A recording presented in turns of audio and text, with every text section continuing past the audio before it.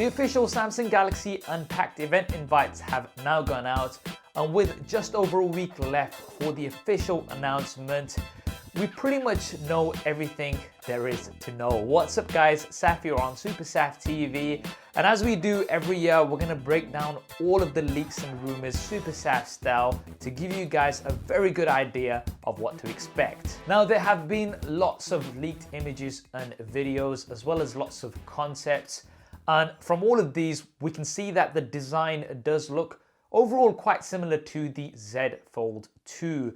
Although there are some key differences. We do have more flatter edges it seems, and the camera module is also quite different. We've got more of a rectangular camera module on the Z Fold 2. On the Z Fold 3, it's going to be more in line, similar to what we've seen on the likes of the Samsung Galaxy Note 10. It looks like there will be 3 color options, a black, an olive green, as well as white.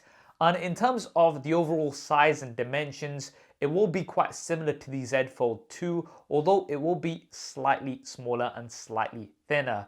We have seen some leaked information from a Tenor certification, which does give us the exact dimensions of the Z Fold 3.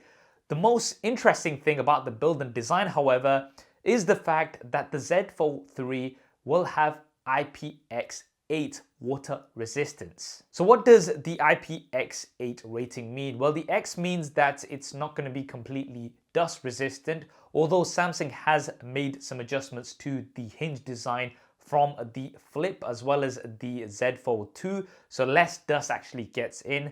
I've personally not had any issues with my Z Fold 2, but the 8 means that you will be able to submerge the Z Fold 3 into water up to 1 meters for 30 minutes. Now, this has been confirmed by reputable leakers Evan Blass as well as Max Weinbach, and this is pretty impressive considering that we do have lots of moving parts. How Samsung has managed to make the Z Fold 3 water resistant is very, very impressive. I can't wait to see the specific details of how they've achieved this. The sizes for the displays are pretty much the same as what we had on the Fold 2, so a 6.2-inch cover display and then a 7.6-inch primary foldable display. Now there are some key changes here, however. So on the Fold 2, we only had the 120Hz refresh rate for the main display. The cover display was still 60Hz.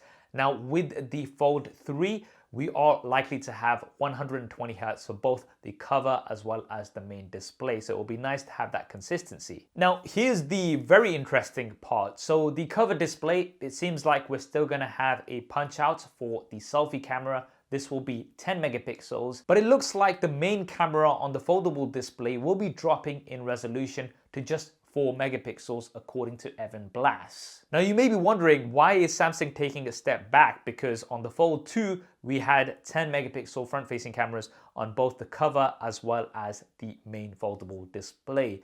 Well, it seems like the reason for this lower resolution is because the inner camera will be under the display. Now, if Samsung have managed to achieve this, this is absolutely awesome. We have seen some implementations of under display cameras, so you don't get any interruptions. However, these cameras have not been great. Now, why would this just be 4 megapixels? Well, because the technology is so new, maybe you can't get that large size of a sensor underneath the display.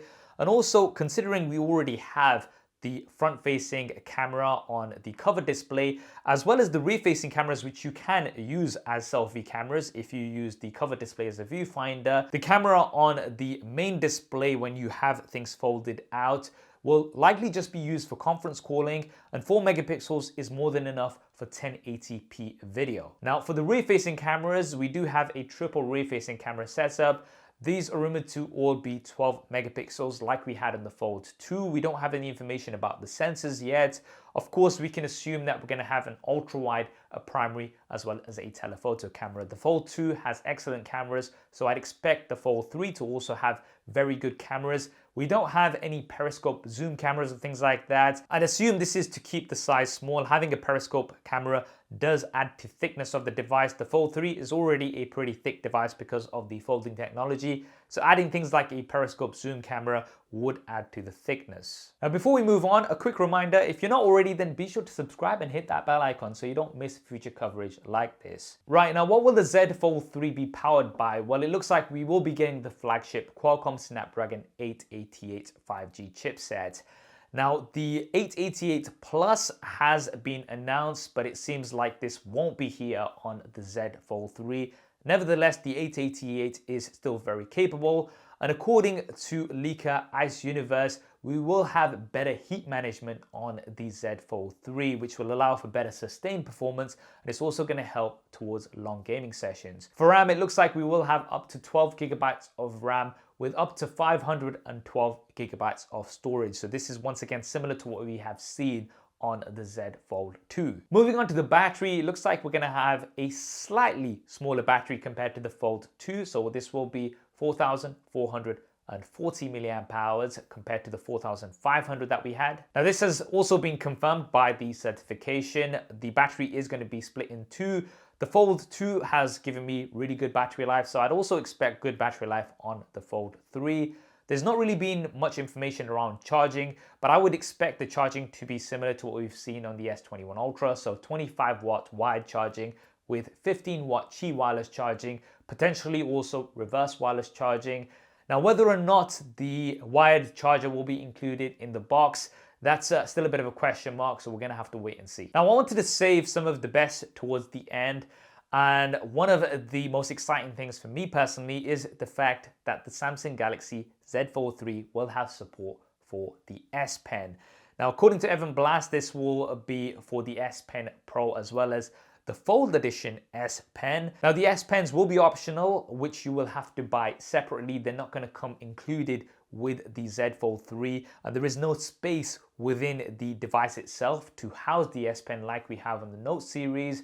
But like we had with the S21 Ultra, you will be able to get cases where you can house the S Pen. And we've seen some leaked renders of an official case from 91 Mobiles showing where you can have the S Pen. Now this will be really interesting to see in hand because a regular S Pen could potentially scratch the main display. So let's see what Samsung have done to enable this. The Fold Edition S Pen might have something a little bit different to let it write on that foldable display. And considering the fact that there will be no Samsung Galaxy Note series this year because of limited supplies, it will be nice to have the S Pen support on the Z Fold 3. Right, what about pricing? Well, we don't have any specifics around pricing as yet. However, rumors are that the pricing will have come down compared to the Fold 2.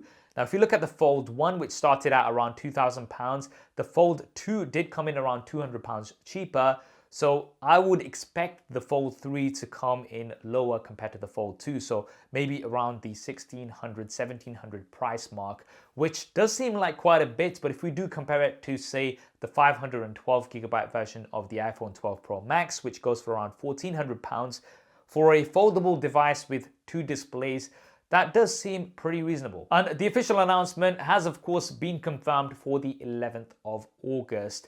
Generally, Samsung does release devices a couple of weeks after the announcement, so expect to have the Z Fold 3 in stores towards the end of August. Now, of course, as soon as the announcement has happened, I'm going to be doing lots of hands-on coverage with the Z Fold 3. If you want to see that coverage first, then be sure to subscribe and hit that bell icon so you don't miss it. Now, along with the Fold 3 announcement, there is also going to be another device announced, and that is the Samsung Galaxy Z Flip 3. Now, I wanted this video to be just about the Fold 3, but if you are interested in finding out all the details about the Z Flip 3, then drop me a comment below and let me know, and I'll get working on that as soon as I can. What do you guys think of the Samsung Galaxy Z Fold 3? Are you guys excited about it? Also, let me know in the comments below. I hope you enjoyed this video and found it useful. If you did, then do smash that like button for me. Thanks for watching. This is Saf on Super Saf TV, and I'll see you next time.